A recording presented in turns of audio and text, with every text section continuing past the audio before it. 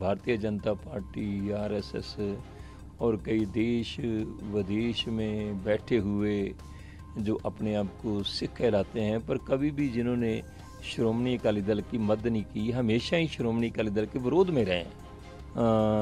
कभी नवजोत सिद्धू के वो करता धरता बन जाते हैं, कभी सुखपाल खैरा के, कभी सिमरजीत बैंस के, कभी किसी के।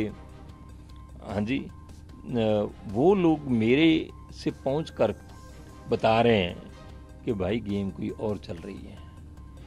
अकाली दल को लीडरलेस करने के लिए, कि इसकी अगुवाई को ख़त्म करने के लिए भी अंदर खाते साजिशें चल रही हैं। तो साजिशों में सबसे बड़ी बात तो यही है कि मैं कोई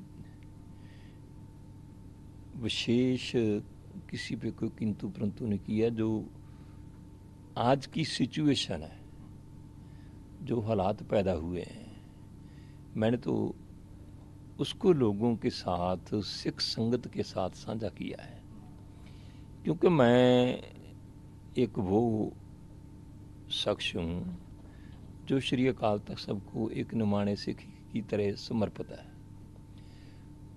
तो हम भी चाहते हैं कि जेकर किसी ने कोई गुनाह किया है, मर्यादा की उल्लंघना की है, किसी से कोई अवज्ञा हुई है धार्मिक, चाहे वो सुखबीर सिंह बादल हो, तो उसको कठोर से कठोर सजा लगनी चाहिए।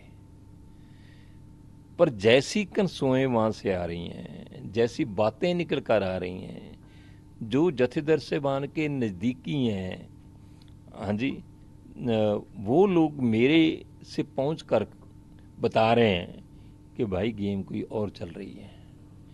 अकाली दल को लीडरलेस करने के लिए, कि इसकी अगुवाई को ख़त्म करने के लिए भी अंदर खाते साजिशें चल रही हैं। तो साजिशों में उन्होंने बता दिया कि इसमें भारतीय जनता पार्टी, आरएसएस और कई देश विदेश में बैठे हुए जो अपने आप को सिख कहलाते हैं, पर कभी भी जिन्होंने श्रोमणी अकाली दल की मदद नहीं की, हमेशा ही श्रोमणी अकाली दल के विरोध में रहे हैं।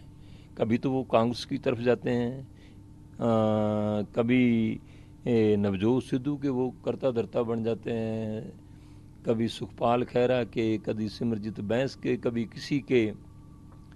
तो झाड़ू की सरकार भी वही लेकर आए हैं। तो वो लोग आज डायरेक्शन दे रहे हैं जथेदार को, जथेदार साहबान को, कि ऐसे नहीं ऐसे कीजिए, ऐसे नहीं ऐसे होना चाहिए। तो जथेदार साहबान का जो ये फैसला है, ये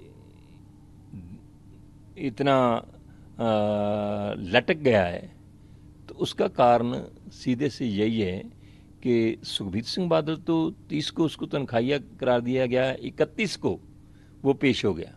तो इसका मतलब है कि उसके बाद जथेदार साहबान मीटिंग करके जो धार्मिक दंड है, धार्मिक सज़ा है, वो उसको सुना देते, तो यही बनता था ना। तो आप जो फॉर्मल मीटिंग वो तो करते नहीं हैं, तो पर अंदर खाते मीटिंगें भी कर रहे हैं, एक दूसरे को मिल भी रहे हैं, सलाह भी कर रहे हैं। तो सलाह ऐसी कर रहे हैं कि यार ये बात है, ये भारतीय जनता पार्टी ये चाहती है, आरएसएस ये चाहती है, केंद्र की सरकार ये चाहती है, जो फलां जो ग्रुप है वो ये चाहता है, फलां देश वाले ये चाहते हैं।